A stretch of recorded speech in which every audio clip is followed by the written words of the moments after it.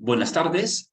Vamos a exponer la EP1, Libertad de Expresión, del curso de Legislación en las Comunicaciones, conformado por el grupo Renzo Bayón, Víctor Cumpa, Víctor Lozano, Joao Orriaga y Yadira Trujillo, profesor Mario Villacorta Caldero. ¿Cuál es la estructura de análisis respecto al exceso en la libertad de expresión? ¿Sí? Primero, ¿de qué trata el caso? ¿Quiénes son los protagonistas? ¿Cuál es ese exceso de libertad de expresión y por qué? Y el modo de actuación que nosotros consideramos que podría ser el correcto. El primer caso se trata de Philip Butter y su llamado a tomar el Palacio de Gobierno. Esto ocurre en el contexto de la segunda vuelta electoral, cuando ya se había dado a cabo y los finalistas, digamos, eran justamente Keiko Fujimori y Pedro Castillo, ¿no? La diferencia era bastante corta. El Jurado Nacional de Elecciones estaba deliberando acerca de determinadas actas y el periodista Philip Butter, en su programa Butters, ¿no? Dice que la población, la ciudadanía, debería de tomar Palacio de Gobierno en acto pacífico, ¿no? Ir caminando, entrar caminando y sacar al expresidente Sagasti en pijama. ¿Por qué consideramos que es un exceso en la libertad de expresión? Porque ninguna persona, y mucho menos un periodista con influencia mediática, debe de llamar a la violencia, ¿sí? Él como periodista, y este es el modo de actuación que nosotros consideramos que debe tomar, él como periodista debería más bien ser bastante riguroso y cuidadoso con los temas que comunica y expresa. Luego, nosotros además tenemos el caso número 2, se trata de el expresidente de Colombia, Andrés Pastrana, quien afirmó que Venezuela había intervenido en el sistema electoral peruano. Eso también se da en el contexto de la segunda vuelta electoral en este año, junio de 2021, donde quedan los candidatos Keiko Fujimori y Pedro Castillo como, digamos, finalistas y, bueno, hay una diferencia corta de votación. Y en ese contexto, en un contexto de una reunión de expresidentes, jefe de Estado, de gobierno de América Latina y España, él manifiesta que pues Venezuela tiene metido sus manos en el proceso electoral peruano, en el sistema electoral peruano.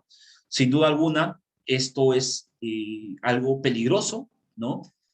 Sobre todo viniendo de un político que ha sido presidente de una nación hermana, pero que además expresa y comunica, ¿no?, una noticia que no tiene sustento. Es decir, su sustento o su origen está basado en el comentario que le hizo el político Alfredo Barnechea, que según Alfredo Barnechea, pues ocurría este escenario de Venezuela influyendo en las decisiones del sistema electoral peruano. Entonces, digamos que ¿dónde está este exceso de libertad de expresión? Pues justamente en basarse en fuentes que en realidad no son rigurosas, ¿no? Y más bien son políticas claramente y que están de esa manera influyendo en una conversación altamente polarizada, ¿no? Él como expresidente debería saber que estos temas son temas que afectan en una situación que desde ya era súper compleja. Y bueno, ahora vamos a exponer el caso número 3. Gracias. ¿Qué tal, profesor? ¿Qué tal, compañeros? En esta ocasión me toca hablar sobre el caso 3, Beto Ortiz y sus desmedidas declaraciones. Para entrar en contexto, pasó el suceso en noviembre del año 2020, en donde hubo una protesta en contra de Merino, que tenía en ese entonces el cargo de presidente, en la cual Beto Ortiz, en su programa transmitido en Willax, dio declaraciones respecto a las víctimas de la manifestación Inti Brian, mencionando: los que mueren reventados son los Bryans. Tal comentario causó polémica en las redes sociales, en los medios de comunicación, yendo en contra de su honor a las víctimas, afectando así a los mismos fallecidos al catalogarlos como Bryans, como burla e incitar al odio sin que ellos puedan defenderse ante tal comentario.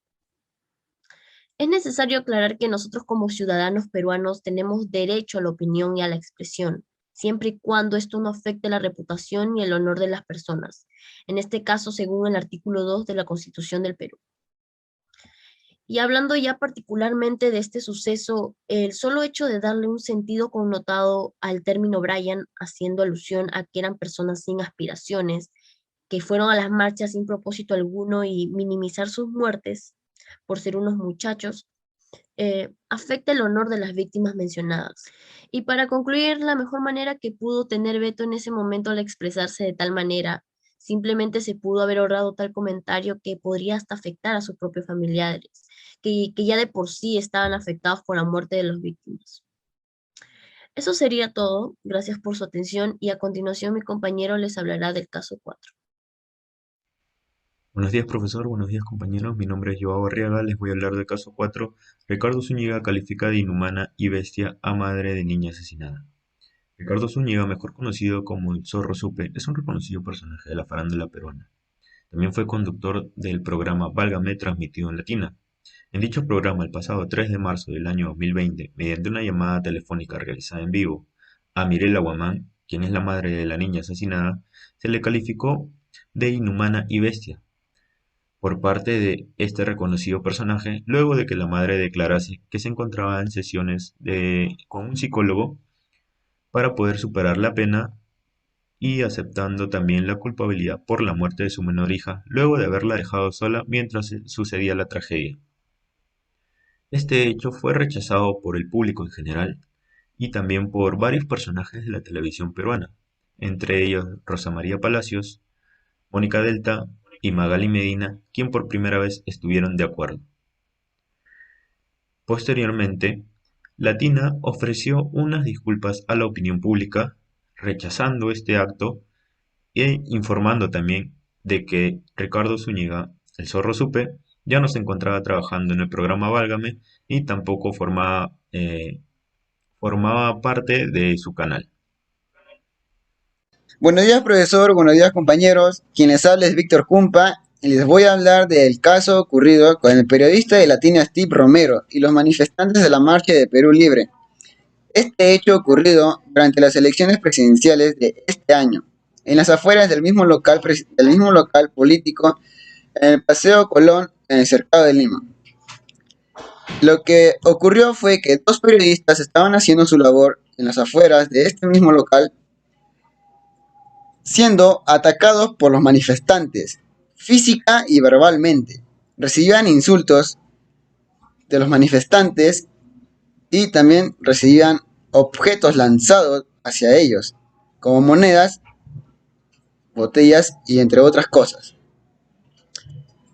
Y el periodista se lanzó al ataque a un manifestante que atacó a su compañera de trabajo. En conclusión, el exceso de libertad de expresión está en los manifestantes que atacaban física y verbalmente a los periodistas. Y también está en el periodista que se lanzó al ataque hacia el manifestante. Gracias. Buenas, profesor. Mi nombre es Renzo Bayón y presentaré el siguiente caso. El 15 de marzo del 2020, día en que se decretó la cuarentena obligatoria en el Perú, la señora Ivonne Freycinet, actriz peruana, lanza un tuit en su cuenta de Twitter que nos expresa lo siguiente: y que los chinos no sigan comiendo esas exquisiteces como murciélagos, serpientes, gatos, perros, ratas crudas, etc. Para ellos, que ponen en peligro la vida de las personas en todo el mundo.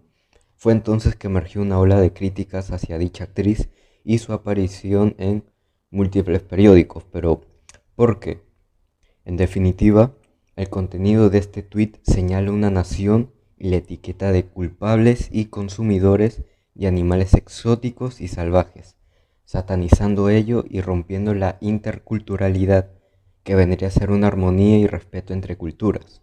Es decir, generalizando y estereotipando, la señora Freycinet se aleja del respeto y de un punto gris, lo cual impide que comprenda que no toda la población china lo hace y que culturalmente no es aceptado comer carne de animales salvajes en el país asiático. Entonces, este tuit no solo presenta argumentos como tal, sino que también generaliza y denota cierta xenofobia. Eso sería todo por mi parte y muchas gracias.